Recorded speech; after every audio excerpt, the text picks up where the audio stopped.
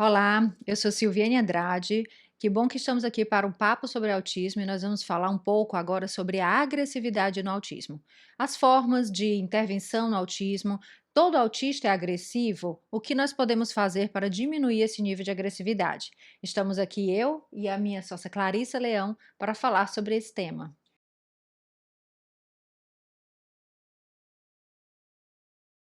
Olá, tudo bem? Nós de novo aqui de volta para falar sobre esse tema que para mim é extremamente intrigante e ao mesmo tempo desafiador. E eu acredito que para pais e profissionais que nos assistem, nos ouvem agora, também vai ser super interessante. Bom, toda criança autista é agressiva? Pois é, nem sempre, né? Então é um mito. Um mito por quê? Porque as pessoas muitas vezes enxergam só aquela pontinha do iceberg, aquele momento onde a criança está se jogando no chão, está tendo, se machucando ou batendo em alguém, que a gente, na verdade, interpreta muitas vezes como uma crise sensorial, que a gente vai falar um pouquinho mais na frente, e que não necessariamente é um comportamento agressivo. E aí eu acho também importante aqui diferenciar o que é agressividade e o que é violência. As pessoas tendem a confundir. A agressividade é natural de todo ser humano. Todos nós somos, de alguma forma, agressivos. Existe uma agressividade que é extremamente positiva em nossa vida, senão a gente nem saía da barriga da mãe da gente, senão a gente nem acordava de manhã para trabalhar. Por quê? Porque eu estou numa zona de conforto e eu preciso agir, eu preciso fazer algo, eu preciso ser agressivo para entrar e estar nesse mundo. Então, é natural que todos nós, independente de sermos ou não autistas, nós vamos ter algum nível de agressividade. O que é diferente da violência? O comportamento violento é aquele comportamento destrutivo, é aquele comportamento que vai chegar ao outro de uma forma ruim, seja verbal ou física. Então, fazendo essa distinção, a gente pode entender que todos nós, em algum momento, vamos ser agressivos e nós precisamos da agressividade e interpretamos, inclusive, ela como algo muito positivo. Eu costumo dizer que, às vezes, quando a gente pega uma criança extremamente passiva, que seja autista ou não, essa criança muitas vezes sofre bullying na escola, chega em casa toda roxa porque apanhou dos amiguinhos, porque foi mordida, e a gente vai trabalhar nessa criança justamente uma característica que às vezes todo mundo quer evitar. Ela precisa ser um pouco mais agressiva, mas agressiva no sentido de se impor, de dar limites. Isso é um treino também de habilidades sociais que vai precisar ser feito e ser perpétuo durante toda a vida do sujeito, seja ele autista ou não. E o que a gente precisa muito ter cuidado é de diferenciar, que na verdade, só o autista é agressivo, porque eu já escutei falar de mães que têm o filho numa escola e falam: "Ai, aquele menino é autista, ele precisa sair da sala porque ele é agressivo". Como se as outras crianças também não mordessem, como se as outras crianças, quando frustradas, quando o amiguinho pega o brinquedo, também não empurrasse. Então a gente precisa ter muito esse cuidado de achar que essa agressividade está só relacionada com crianças autistas, o que não é verdade. E é como a Clarissa falou, a agressividade, na verdade, ela é adaptativa, porque se eu não tiver nada que me impulsione, que me faça sair da minha zona de conforto, eu fico numa passividade muito grande e eu vou permitindo que as pessoas invadam muito a minha vida. E aí onde a gente só precisa o quê? Canalizar essa agressividade, porque é importante o que eu faço com essa agressividade, ou o que eu faço com essa raiva. Todas as emoções, elas são muito importantes, do contrário, a gente não teria elas, elas são adaptativas para nós. A raiva, o que que existe de positivo na raiva? A raiva permite que eu delimite para o outro, que eu diga: olha, isso que você fez eu não gostei, não faça mais isso comigo, e isso me faz ser tomada de raiva para que eu diga não para o outro. Então eu preciso sentir todas essas emoções, e aí é onde a gente vai fazer um trabalho para como essa criança, autista ou não, deve lidar com a raiva, com a agressividade, com a impulsividade, para que ela de fato fique mais adaptativa no cenário que ela está, no contexto que ela está inserida. E aí vem uma pergunta interessante, né? Por que que os autistas têm tanto essas crises? Por que que essas crises mais agressivas, autolesivas e heterolesivas também são tão presentes no autista? E aí vem um cenário importante de contextualizar. A gente já contextualizou aqui um pouco do que é agressividade e violência. Mas essas crises, que muitas vezes terminam, culminam em agressividade, elas são desencadeadas por fatores normalmente ligados à dificuldade sensorial que o autista tem, seja ele criança, adulto, adolescente, não importa. Então, a desmodulação desses fatores sensoriais pode, de alguma forma, provocar na criança um desconforto tão grande, tão severo, que aí sim, por vezes, a gente vai ter uma autolesão, se jogar no chão, bater em quem está por perto. E aí é até extremamente importante, se você é pai e mãe, identificar em que momento está acontecendo, que fatores são esses que incomodam tanto essa criança, que podem ser, por exemplo, barulhos, cheiros, toques mais aversivos, situações onde a criança se sente extremamente desconfortável, por exemplo, com uma roupa, por exemplo, com um espaço de muito estímulos, muito colorido, muito cheio de informações. Então, são às vezes detalhes que são sutis, mas que a identificação prévia desses detalhes vai ajudar muito as famílias, tanto na evitação como também em contornar quando a situação já aconteceu, né? Então a gente costuma conviver muito fortemente com esse cenário e a gente precisa orientar os pais no que fazer, orientar também os profissionais que lidam com essa criança no dia a dia para saber o que fazer, entender o antes, o durante e o depois, né? Isso, porque na verdade a criança autista, a pessoa autista, ela tem um cérebro diferente, uma forma diferente de funcionar. Então é como se quando os estímulos vêm do meio, os estímulos visuais, os estímulos auditivos, os estímulos táteis, vêm numa intensidade muito grande, e eles não conseguem filtrar os estímulos relevantes dos estímulos irrelevantes. Então eles escutam tudo. Eles escutam os passos das pessoas, eles escutam o barulho do ar-condicionado, eles escutam. Imagina uma criança que tem essa sensibilidade auditiva, tátil, numa sala de aula, onde tem um monte de amiguinho fazendo barulho, onde tem um monte de um chorando, um gritando, brigando, outro desenhando, mas fazendo barulho com o papel, que ele escuta muito. Então, tudo isso vem para o cérebro dele, ele não consegue filtrar e ele escuta tudo. E esses estímulos vêm muito desorganizados, é uma dificuldade de organizar e dar um sentido para esses estímulos. Então, essa sobrecarga sensorial faz com que ele vá chegando num nível que ele não está conseguindo dar conta. E aí ele entra numa crise que pode, por vezes, se jogar no chão, se debater, jogar coisas, e aí é entendido como agressividade. E aí, na verdade, essa criança está tendo uma crise sensorial, de excesso de estímulos que o cérebro dela não está conseguindo filtrar apenas aqueles estímulos que seriam relevantes, que era a professora contando a historinha. Ela escuta a professora, mas escuta tudo que todos os amiguinhos estão fazendo na mesma intensidade. E aí, com isso, é uma sobrecarga muito grande e ela entra numa desorganização. Com isso, leva a uma crise, com isso ela pode gritar, pode chorar, pode espernear, pode se jogar no chão. E aí, outras mães de coleguinhas pensam: olha como esse menino é agressivo. E muitas vezes não.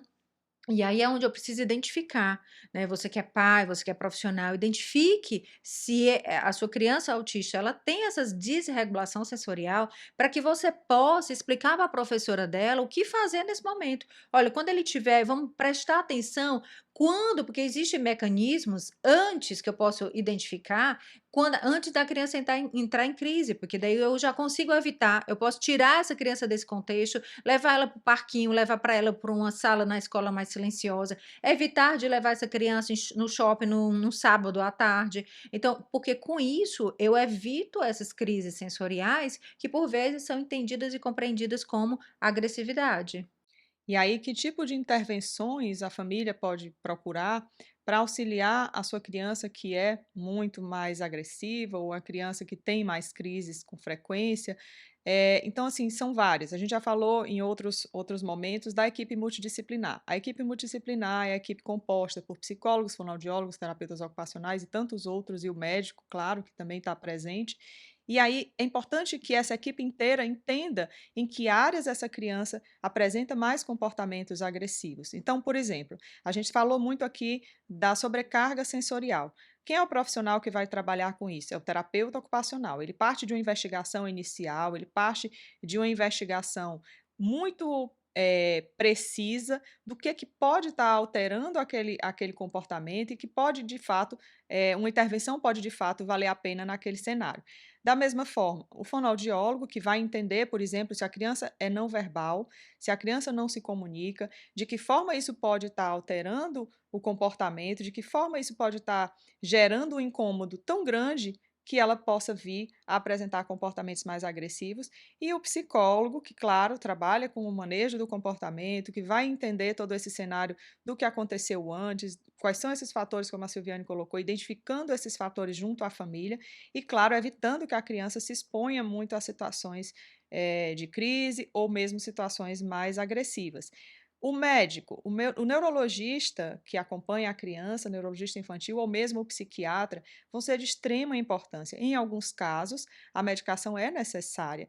Então, se a criança apresenta com muita frequência uma irritabilidade muito grande, ela tem comportamentos extremamente agressivos, por exemplo, durante a terapia, ou mesmo em casa, ou mesmo na escola, ela precisa muitas vezes ser medicada, esse sintoma precisa ser medicado, para que inclusive ela absorva melhor a terapia, para que ela absorva melhor os ensinamentos na escola, e aquilo ali seja mais suave, aquilo seja menos sofrido, e o cérebro dela não esteja o tempo todo em estado de alerta, exposto a algo que é desagradável e desconfortável. Então, o uso, às vezes, de uma medicação, não existe medicação para tratar o autismo, não existe medicação para curar o autismo. Existe uma medicação que vai auxiliar nos sintomas, naqueles comportamentos que estão sendo difíceis de serem lidados, né, no dia a dia. E é comum também, por exemplo, se a gente pensa nessa agressividade no autismo, naqueles que são não verbais. Imagina você querer se falar que você está sentindo uma dor, você querer se comunicar, você querer, você quer comer algo, você quer beber uma água, você quer ir no banheiro e você não consegue falar porque, né, você é não verbal. Então isso vai gerando um nível de desconforto enorme. E por vezes é através da agressividade que essa criança consiga que olhem para ele e que realmente tentem descobrir o que que ele está precisando naquele momento. E é por isso que às vezes a gente fala tanto, e que os pais às vezes rejeitam, que é a tentativa de inserir a comunicação alternativa, que é uma forma dessa criança que não fala se comunicar.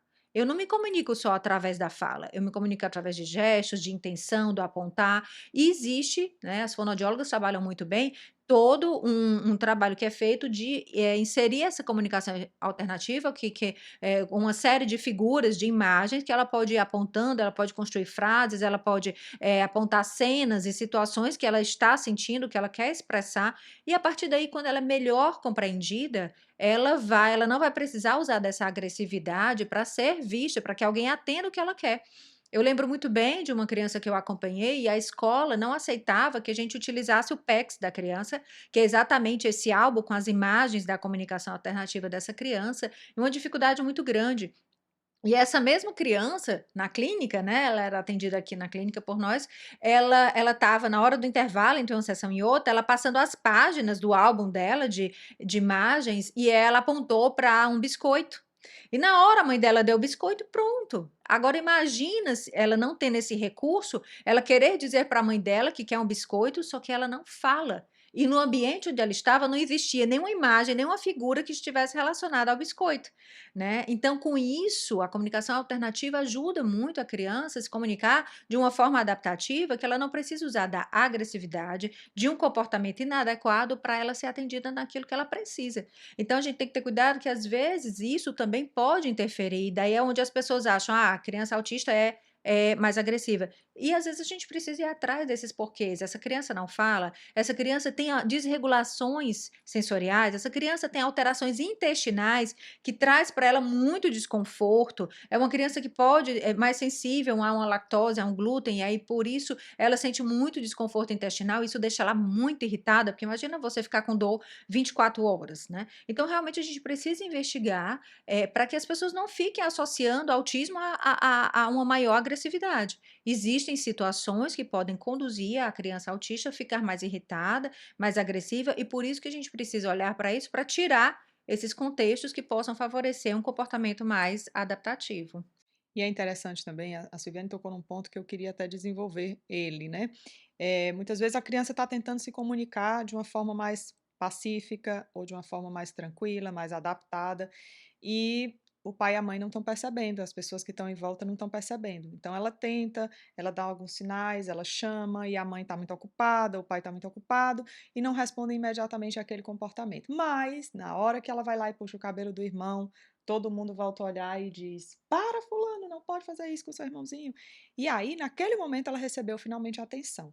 Então, essa questão do ter atenção e da agressividade ser um momento onde ela de fato recebe todos esses olhares para ela, pode passar a ser agora, a partir de então, um comportamento que vai estar sendo reforçado, né. É um comportamento que a gente às vezes nem percebe, então eu falo muito isso para os pais, isso também funciona para as crianças típicas. Muitas vezes ela não está sendo atendida quando ela está fazendo algo muito legal, quando ela está desenhando, quietinha ali no chão, te mostrando o desenho, ninguém está valorizando, mas de repente ela puxou o cabelo do irmão, todo mundo corre. E aí sim é um comportamento que foi reforçado e que ao longo do tempo vai sendo entendido como uma forma de comunicação. Então, se não me entendem por bem, vão me entender por mal. E aí, de alguma forma, eu vou precisar ter esse comportamento instalado na minha rotina para que as pessoas me percebam. Então, isso é algo extremamente importante, deve ser percebido pelos pais e muito importante ser trabalhado na terapia. O psicólogo faz esse trabalho muito bem, de trabalhar esses comportamentos inadequados, de colocar isso dentro da rotina, de orientar os pais a terem consciência do que está se passando. Porque de fato, quando, a criança ela vai entender também que esse comportamento, com esse comportamento ela conseguiu alguma coisa. Então se foi a partir daí que ela foi atendida, então ela vai entender, eles são inteligentes também, de que é realmente se comportando de uma forma inadequada, por exemplo, eu, gritando, chorando no momento da terapia, que a minha mãe vai ficar muito angustiada e não vai me deixar ali e vai me levar para casa.